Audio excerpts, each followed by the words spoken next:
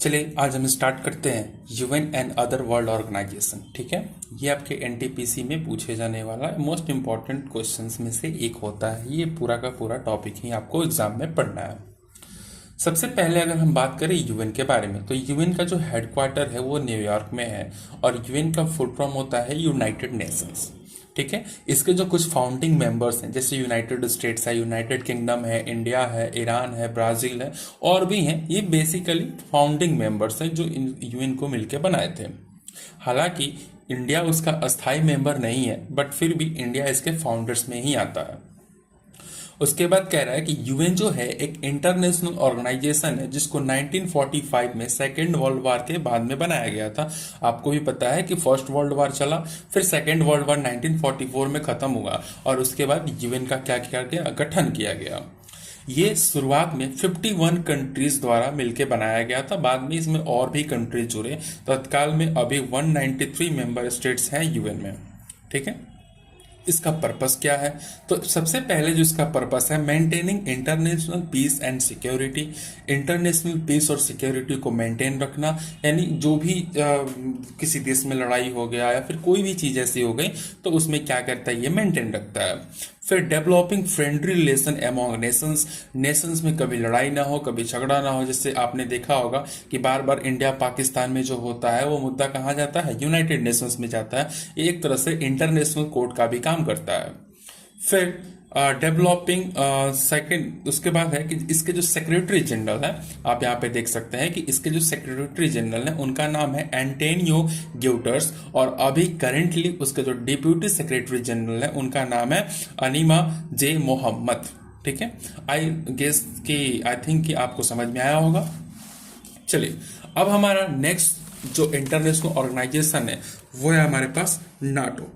ठीक है, नाटो का फुल फॉर्म आपको पता ही होगा, नॉर्थ अटलांटिक ट्रीटी ऑर्गेनाइजेशन। ये नाटो जो है एक तरह का पॉलिटिकल और मिलिट्री अलायंस है। अलायंस का मतलब होता है गठबंधन है।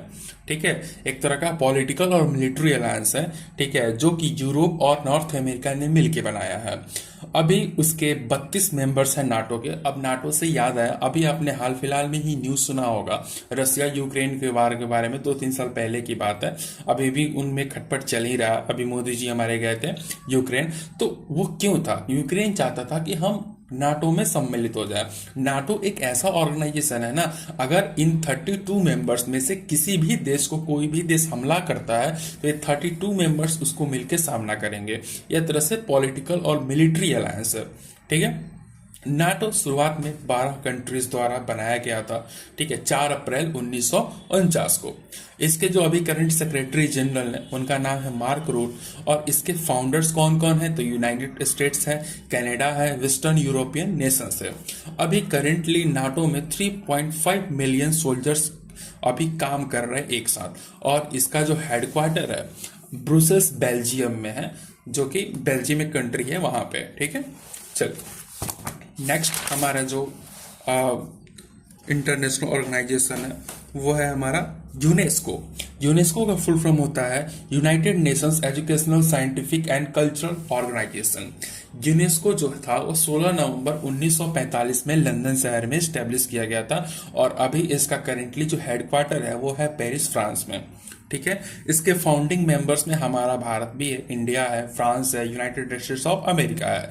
It has total 195 members. इसमें अभी करेंट डेट में लगभग 195 मेंबर्स हैं। ठीक है, अब इसका काम क्या है, पर्पस क्या है बनाने का? तो encourage intercultural dialogue. Intercultural dialogue को प्रमोट करना, एक पीस बनाना, शांति बना के रखना नेशंस के बीच में। सस्टेनेबल डेवलपमेंट को प्रमोट करना। सस्टेनेबल डेवलपमेंट का मतलब होता है कि आप रिसोर्स को ऐसे तरीके से यूज कर रहे हैं ताकि आप तो यूज कर ही रहे हैं, आपकी आने वाली पीढ़ी भी क्या करे, उसको यूज करे। और लास्ट में इरेडिकेट पॉवर्टी, यानी पॉवर्टी, गरीबी को हटाने के लिए भी ये संगठन बनाया गया है।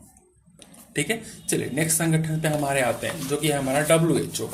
ठीक है, आपने इसको कोरोना के नाम बहुत सुना होगा कोरोना के समय में। ठीक है, चलिए WHO के बारे में बात करें तो इसका जो फुल फॉर्म होता है वो होता है वर्ल्ड हेल्थ ऑर्गेनाइजेशन और इसका जो हेडक्वार्टर है वो जेनेवा, स्विट्जरलैंड में है।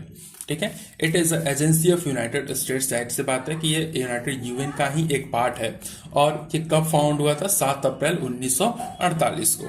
ठीक है। इसके जो डायरेक्टर जनरल है उनका नाम है टेड्रोस एडहानोम घेब्रेयेसस और इसके जो डिप्यूटी डायरेक्टर जनरल है उनका नाम है माइकल रेयान। अब WHO का पर्पस क्या है? तो सबसे पहले प्रमोट हेल्थ, ये दुनिया को आगाह करता है, किसी वायरस से बचाता है, दवाइयाँ बनाता है, कीप द वर्ल्ड सेफ और सर्व द वल्नरेबल। यानी इसका काम वही है बेसिकली कि दुनिया में जो भी चीज़ें वायरस, कोरोना वायरस आया था तो हमारे WHO ने सही काम किया और हमें सबसे पहले ही आगाह कर दिया कि ये एक वर्ल्ड वाइड वायरस है, ठीक है, इंडेमिक पैंडेमिक है। उसके बाद हम बात करते हैं अपने लास्ट इंटरनेशनल ऑर्गेनाइजेशन के बारे में, जो कि है हमारा ब्रिक्स। ब्रिक्स B से ब्राजील, R से रसिया, I से इंडिया, C से चाइना और S से साउथ अफ्रीका। ये जो हैं ये फाउंडिंग मेंबर्स हैं। कौन से मेंबर्स हैं? फाउंडिंग मेंबर्स हैं। अब ब्रिक्स का काम क्या है? ठीक, तो इट इज़ फाउंड ऑन 16 जून 2009। ये 16 जून 2009 में फाउंड किया गया था। अभी जो करेंटली उसके हेडक्वार्टर है वो संघाई चाइना में है और इसके जो डायरेक्टर जनरल हैं, ठीक है, आपको अच्छे से दिखा दें, इसके जो डायरेक्टर जनरल हैं वह है डॉक्टर BBL मधुकर, जो कि एक इंडियन ओरिजिन से बिलोंग करते हैं।